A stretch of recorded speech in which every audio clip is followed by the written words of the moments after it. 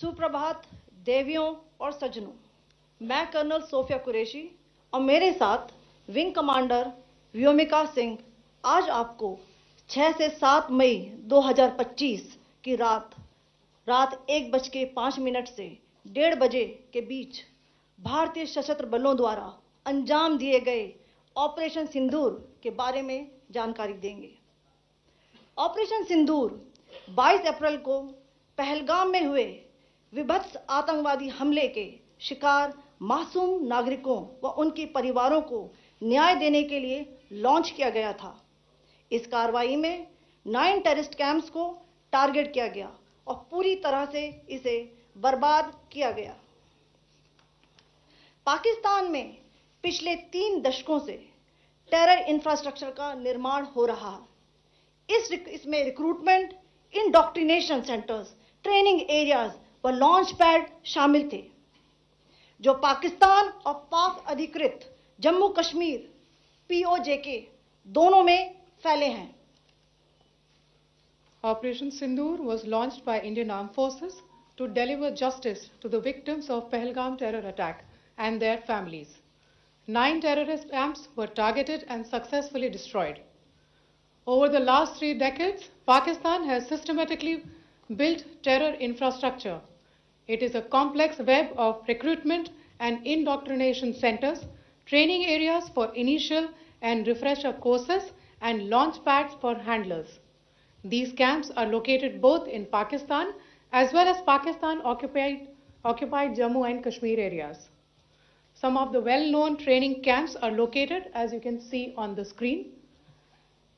They are distributed from Savai Nala in the north, counting to approximately 21, ending at Bhagalpur to the south. इन लक्ष्यों का चयन विश्वसनीय intelligence सूचनाओं के आधार पर हुआ ताकि आतंक गतिविधियों की रीढ़ तोड़ी जा सके, और यह खास ध्यान दिया गया कि निर्दोष नागरिकों और सिविलियन इंस्टॉलेशन को नुकसान न पहुंचे। The selection of these targets for Operation Sindoor was based on credible intelligence inputs and role of these facilities in perpetrating the terror activities. The locations were so selected to avoid damage to civilian infrastructures and loss of any civilian lives. This was done with due diligence, and the camps selected for targeting and their engagement will now be shown to you one by one. POJK के target मैं आपको बताना चाहूंगी। सबसे पहले सवाई नाला camp Muzaffarabad, जो कि POJK के लाइन ऑफ कंट्रोल से 30 किलोमीटर दूर है। यह एक लश्कर तौयबा का ट्रेनिंग सेंटर था।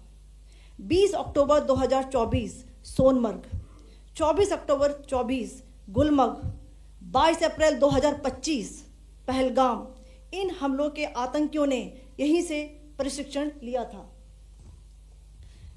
सैयदना बिलाल कैंप मुजफ्फराबाद, यह एक जैश-ए मोहम्मद का स्टेजिंग एरिया है। यह हथियार, विस्फोटक और जंगल सर्वाइवल ट्रेनिंग का केंद्र भी था। गुलपुर कैंप कोटली, यह LOC से 30 किलोमीटर दूर था। लश्कर तौयबा का बेस था, जो रजौरी पुंछ में सक्रिय था। 20 अप्रैल 2023 को पुंछ में और 9 जून 2024 को तीर्थ यात्रियों के बस हमले में यहीं से आतंकी को ट्रेन किया गया था।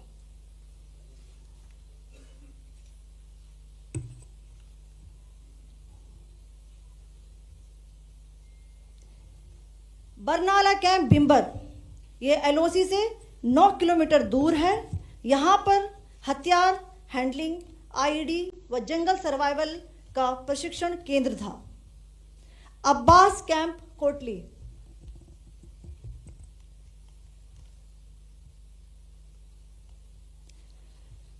यह LOC से 13 किलोमीटर दूर है। लश्कर तौयबा का फिदाइन यहां तैयार होता था। इसकी कैपेसिटी 15 टेररिस्ट को ट्रेन करने की थी।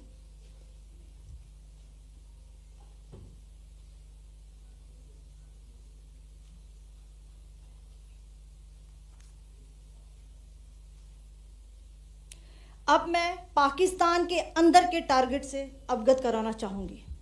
पहला, सर्जिकल कैंप सियालकोट।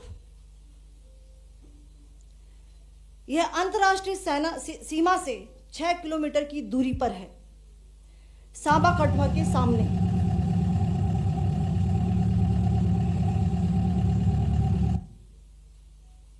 मार्च 2025 में जम्मू एंड कश्मीर पुलिस के 4 जवानों को की जो हत्या की गई थी, उन आतंकवादियों को इसी जगह पर ट्रेन किया गया था।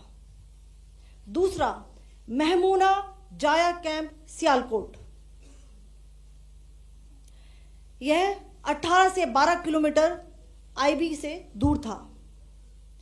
हिजबुल मुजाहिदीन का बहुत बड़ा कैंप था। यह कठुआ जम्मू क्षेत्र में आतंक फैलाने का नियंत्रण केंद्र था। पठानकोट एयरफोर्स बेस पर किया गया हमला भी इसी कैंप से प्लान और डायरेक्ट किया गया था। मरकज ताइबा मुरीद के, यह आईबी से 18 से 25 किलोमीटर दूरी पर है। 2008 के मुंबई हमले के आतंकी भी यहीं से प्रशिक्षित हुए थे। अजमल कसब व डेविड हेडली भी यहां ट्रेन हुए थे।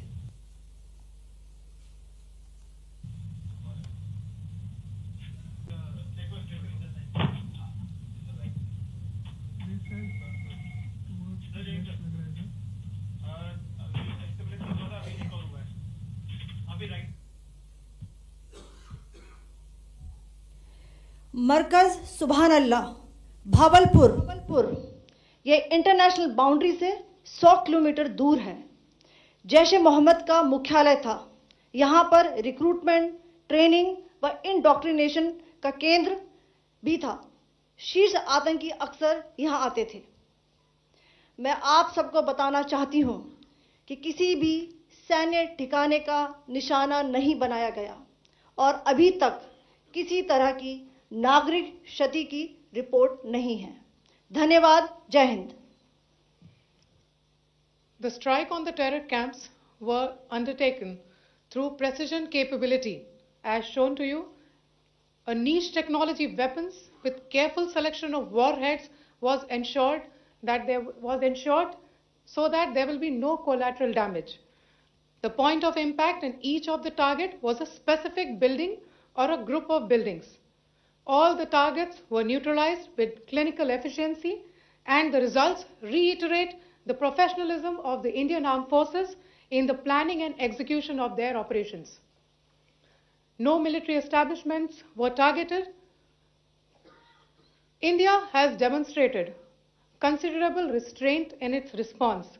However, it must be said that the Indian Armed Forces are fully prepared to respond to Pakistani misadventures, if any, that will escalate the situation. Jai Hind, and thank you very much.